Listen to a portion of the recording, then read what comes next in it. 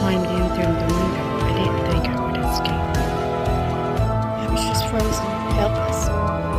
Nothing I could do. That property is a pretty remote property. It's several acres. I could hear his footsteps, and they were getting closer. The evil in his eyes I'd never seen before.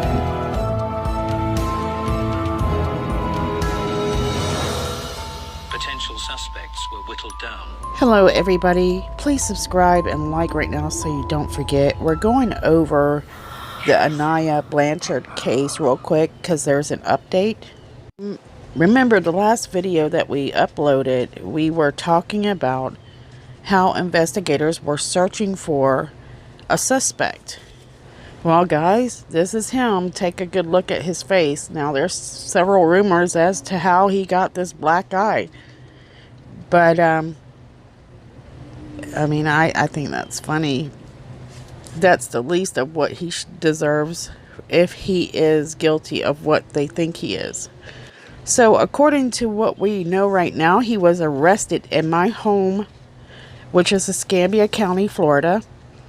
And of course, the mayor is kind of sporting this story. Andrew Hobbs confirms that the 30-year-old Ibrahim Yazeed was apprehended on I-10 at the Pine Forest exit, which is the second exit in Pensacola past Alabama. Guys, my allergies are acting up today. Anyways, guys, that's my home I wish that I could go back to. When the economy fell, I mean, this town really doesn't have anything but military and whatever if you're a college graduate, which we weren't. But yeah, he was arrested right there at the exit we used to live at. Now, Aniah was last seen by surveillance camera in Birmingham, and they had a bunch of rumors going around that she possibly had a date with somebody, and something went bad with that. But that's not the case. That is not true. In fact, the police were pretty quick on it. They found this guy, and let's go a little bit more in depth about him.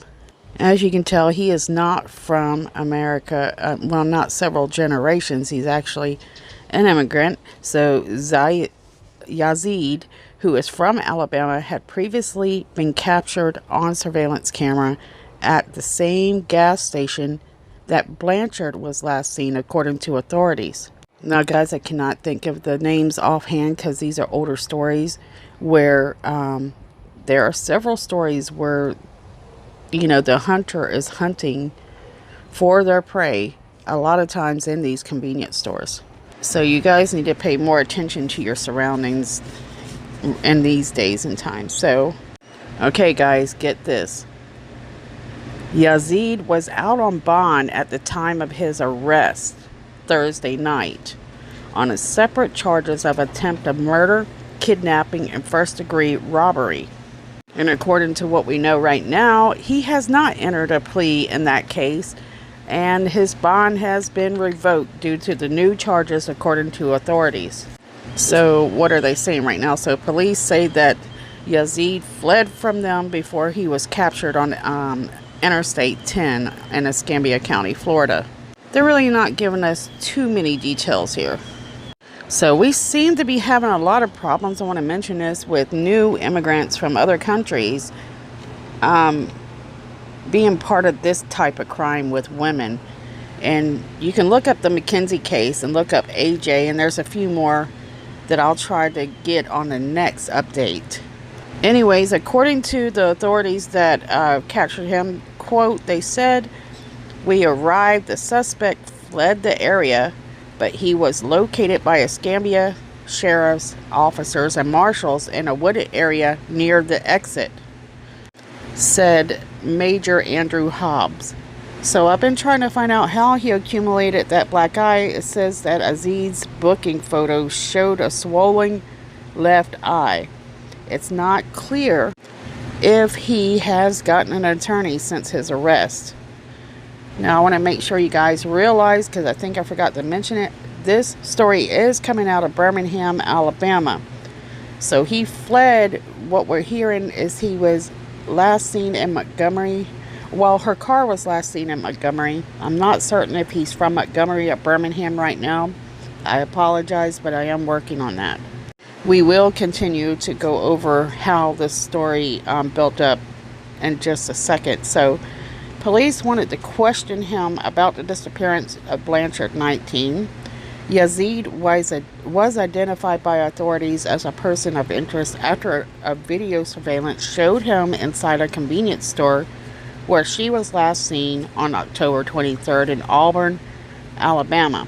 So last night I made an update video where we were talking about Yazeed, and officers were letting us know that they were looking for him at that time. They hadn't found him, and that he was considered dangerous and potentially armed. So again, I want to mention this is coming off the story of the disappearance of Aniah Haley Blanchard, which the story began Wednesday, October 23rd, 2019, and Thursday, October 24th of 2019, up to the present time. So November 8th of 2019, he is in custody, when it was actually November 7th that they actually found him. Now, I do believe the police have much more evidence that they're not sharing. Like, I believe they might have even captured a struggle. I'm not positive. That's speculation right now. But according to what I'm investigating, it seems that, they did see something that he has done to Aniah. So what I want to do is go over how her story began for those of you that are new and tuning into this story, and then we'll catch back up with what's going on now. So the search for the missing Homewood teenager Aniah Blanchard is still continuing. She's from Auburn, and there was evidence found in her SUV that indicates that she may have been harmed. And we'll talk about the SUV in a little bit. So investigators believe the 19-year-old is a victim of foul play. So her mother and stepfather, her stepfather, who is a UFC fighter, appeared on Good Day, Alabama, Thursday morning, I believe. And during that interview, Walt Harris, the stepfather of Aniah, had to brush away his tears as his wife Angela talked about Aniah's disappearance. Her mother said, quote, "She is my best friend. I had her on my birthday. We have a special bond. It's different," end quote. Now, Aniah's real father and his wife have also been speaking out to the public asking for their help. I believe this family does have an idea what happened to her, and I think what they're doing is they're wanting people to pay attention to the story, and you might have a tip that is beneficial to helping them bring justice to their little girl. Aniah's mother pleaded, quote, "I want somebody to please, if you know something, I have to have her back. I have to have her back. Don't be afraid. Call the police. Call the tip line." And so Angela Harris is definitely devastated. You can imagine, as being a mother, what it would be like. It is horrific. So the community did come together and do a vigil for Miss Aniah. And they're all praying and they're supporting this family, hoping that we can get this beautiful little girl back home. Well, she's a young woman. Sorry, guys.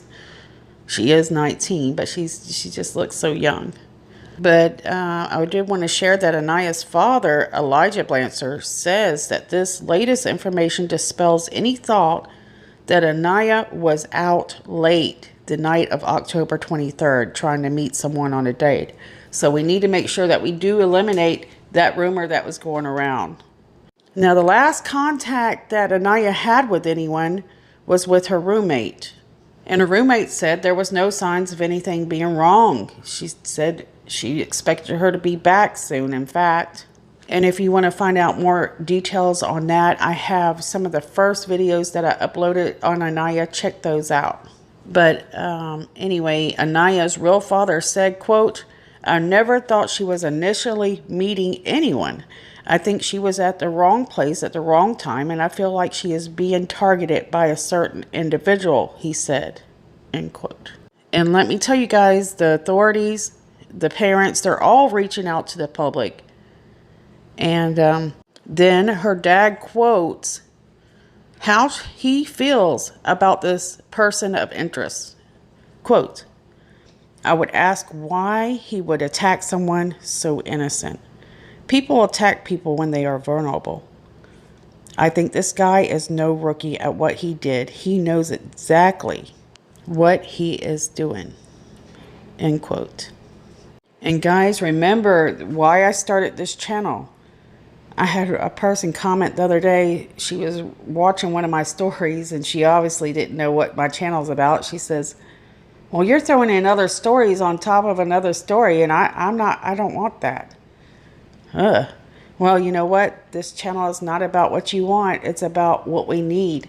And so we have been dealing with stories like this where I've been telling people, look out for your daughters. Look out for your sons too, guys, because it's happening to guys, but it's happening to women more so, as well as our children, and mostly daughters. It's happening to sons, but it's happening a lot to daughters. And I noticed and I felt that these things were going to start getting worse. And they have. I mean, I started this channel, I think it was this time last year, in fact. So we're working on a year anniversary soon. And I said, you know, I feel like we're going to have these stories start popping up all over the place. We need to start sending the message and warning our children and our daughters, our sons, our family, especially the girls that are being hunted. So you have people like Savannah Spurlock. If you have not checked out that case, please do. You have the case coming out of Utah, which is very similar to this one, guys. I want you to really go check this one out. Lewick McKenzie. It's in my video list. Go check that out, please, because I want you, especially if you are parents, to know the dangers that are out there. Savannah Spurlock is another one. We have a few other girls in our video list that is similar to this. Cynthia Carver was also hunted. So make sure you check out her story. It's sad. But regardless, guys, what I'm trying to say is protect your loved ones because they're hunting them. So they're out there literally. They're dressed. They look like anybody else. They don't look like they stand out and say, hey, I'm hunting your children.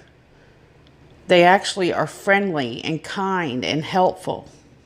But this is all a mask. Behind that mask is an evil. And so, yes, please talk to your daughters especially. Let them know about this. You know, when you're out in the public, there's a lot of people around. But these people, they practice how to work and use the public to their advantage. They use it to hurt your children. It's unbelievable with all these security cameras and all this technology, it's gotten worse. And the only thing that you can do is to be prepared and to prepare your family of what signs to look for when people are hunting. Keep your doors locked. Don't trust anybody you don't know. Always, always have an emergency backup such as mace. And if you're not afraid of it, go and get, be packing. So what I want to do is ask you, if you're a parent or you have nieces or nephews or people that you love, share this video so that we can let people know to be aware of, this stuff is growing. It's becoming more common. But if you look at statistics, they're going to say, no, things are they're either declining or they're the same, but they're not. So we have to be each other's rock and help each other out. And that's why I do this type of video. So right now I want to remind everybody we are still looking for Aniah. She still hasn't been found. So please, if you are in that area, Birmingham, Montgomery area, reflect back to October 23rd. Think about if you might have seen something. If you have, please contact the authorities at ASAP. So the family is asking for money through PayPal, not GoFundMe. So Blanchard, I want to make sure I mentioned this. I think I forgot. Blanchard is described as a light, complex black female. She is 5 feet 6 inches tall and weighs approximately 125 pounds. She has brown eyes and brown hair. Okay, so Blanchard's last known whereabouts was difficult to pinpoint, and she last communicated with her roommate through Snapchat on Wednesday night, just before midnight. And like I mentioned earlier, she said she would return home soon. But the minutes later, she sent a message saying that she was with someone named Eric. When her roommate asked who he was, Blanchard wrote back, "I just met him." So most likely, she did not write that. We will only find out once we start hearing, the facts, hopefully soon. So Yazeed, after he was arrested, get this, guys, after he has a first-degree kidnapping warrant that was issued for him, like I said, he was found, arrested. He complained of chest pains during his arrest and was taken to the hospital before he was booked. So right now he is booked into the Escambia County Jail. I don't know exactly when they're going to transport him back to Alabama. I have to close out, guys. I have to go right now. I don't want to, but I want to say share this with anybody and everybody. We're still looking for Aniah. She's out there. We can find her. We need to bring her home. So also, let's, support the parents, because my gosh, this is a horrible thing to go through. If you can afford to help families going through this sort of thing, it does, they're not able to work like they normally do. They have expenses and community help. They're always worried about where are they spending this money. You know what? Who cares? Because what they're going through, come on, just donate if you can. And if you don't, then don't donate. All right, sending hugs out to the family, sending hugs out to you guys, because you're the best as well. Love you guys, and I'll see you guys soon.